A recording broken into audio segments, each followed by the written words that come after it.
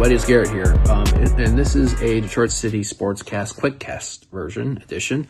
It is Monday, August 4th, 2025, year of our Lord, and just basically something like I said, a quick version to kind of keep people in the loop, get everybody set towards can be seen in between our regular longer form episodes. Tonight we're just going to be covering how the Tigers are currently at post-trade deadline, the Lions after their first preseason game and what's upcoming, as well as Detroit City FC back from their week off. So, Detroit Tigers tied for the Toronto Blue Jays with the best record in the American League at 65-48 as of recording this tonight, about 10 or so minutes away from first pitch at Comerica Park in a 3-game series with the Minnesota Twins tonight through Wednesday. 8 games ahead of the Cleveland Guardians in the Central Division, one of the top teams in the American League as far as runs scored. And a trade deadline for the Tigers that did not see really any notable bats come in, but definitely some bolstering of the starting rotation as well as the bullpen, as far as just guys that can eat innings for the most part. Nothing that I think blew a lot of people's minds when the names were announced. Chris Paddock coming in from the Minnesota Twins. He's had a start in with the Tigers last Wednesday in a win over the Arizona Diamondbacks. Kyle Finnegan, closer from the Washington Nationals, who was called into action and got in his first save with the Tigers on this past Saturday in a 7-5 win at the Philadelphia Phillies. Charlie Morton, who's blowing my mind when I realized how long he's been in the league, but somebody AJ Hinch has, called upon during previous stints with the Houston Astros.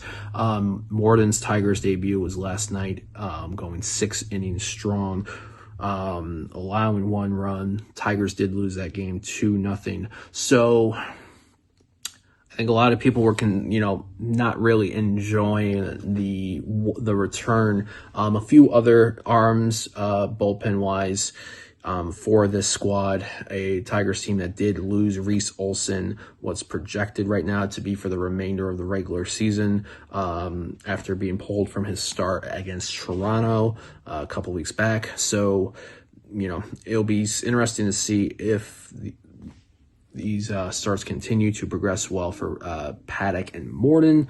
Ty Melton, who had a strong start last week against the Diamondbacks, is now moving into the bullpen per Scott Harris for the Charlie Morton deal. So I'm very curious to see if that's going to be more of a long reliever, be able to eat a couple of innings, or if he's going to be a late setup guy for either a Tommy Kahnle, a Will Vest, and now Kyle Finnegan. So plenty of questions to ask. 3-game series versus the Twins tonight through Wednesday. Casey Mize on the mound tonight. Chris Paddock on the mound tomorrow night against his former team. Jack Flaherty on the mound at 1:10 on Wednesday, 6:40 p.m. for tonight and tomorrow against the Twins.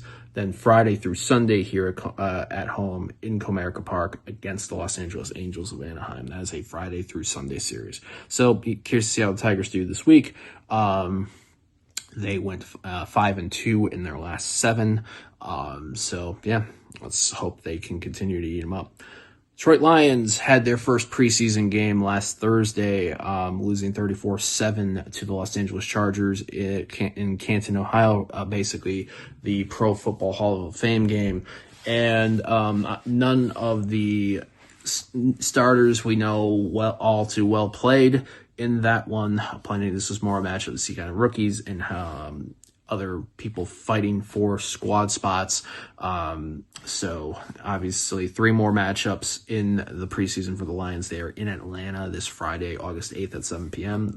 Then final 2 home preseason games, Miami Dolphins on August 16th, Houston Texans on August 23rd. So also keeping an eye on training camp just to make sure there's no big injuries.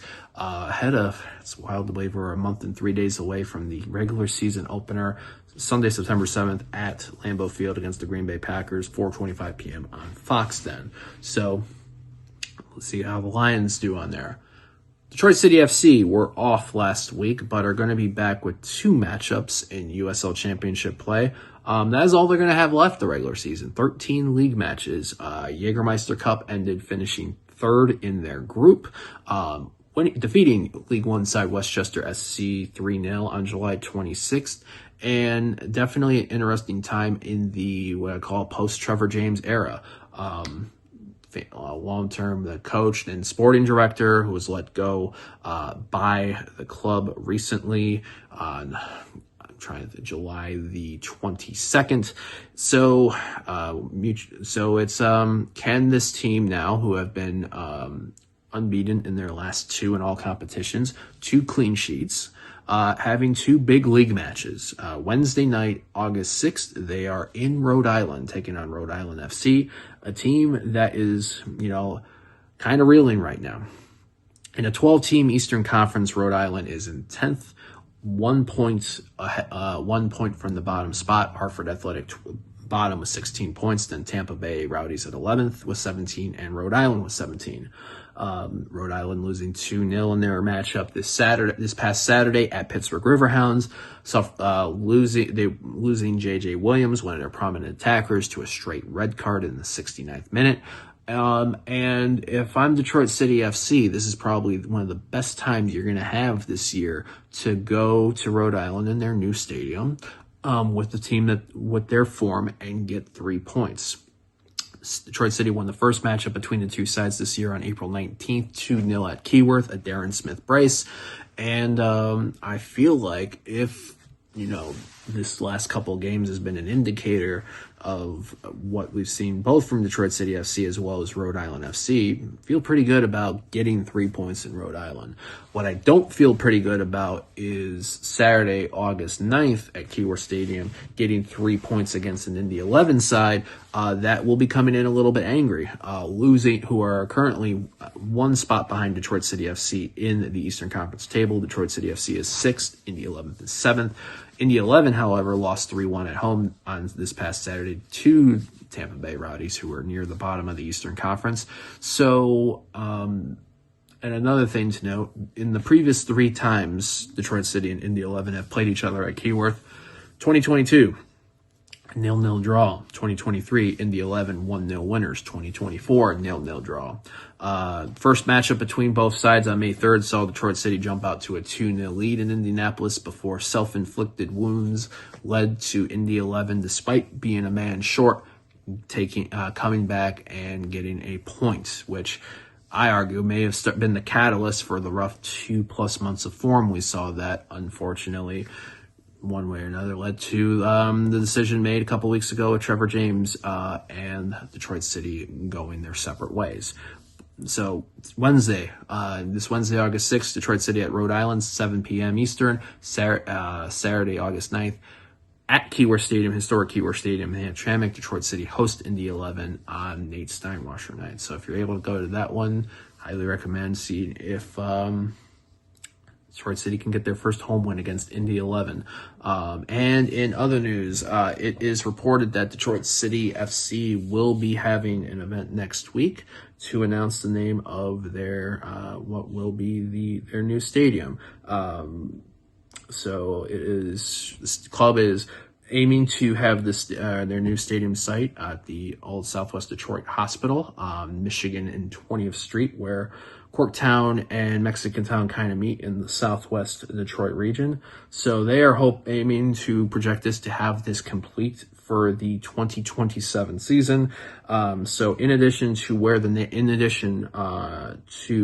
the reported name reveal of the stadium, there sounds like there'll be some latest renderings of this future stadium. So it's August 4th recording this right now. It's reportedly that this event will be on 1 week from today, Monday, August 11th. So stay tuned for more details on all that. And that will do it for this edition of the Detroit City Sportscast Quickcast edition. Thanks to everybody for checking us out and following us and all that stuff on social media. Be sure to follow us, Detroit.themajorsports.com, at the Majors TV on YouTube. Hit the like and subscribe if you haven't already, as well as leave a 5-star review wherever you check out your podcast. That kind of helps boost things up for the algorithm. You can find us TMSNX Detroit on Twitter, TMSNX Detroit on .bsky.social, as well as TMSNX Detroit on Instagram. And we are also on Facebook at the Majors Detroit. So for Garret Komatz here, to wherever you are, checking this out. Thanks for tuning in to another edition of Detroit City Sportscast, Quickcast edition. Until next time, we go onward. See you later.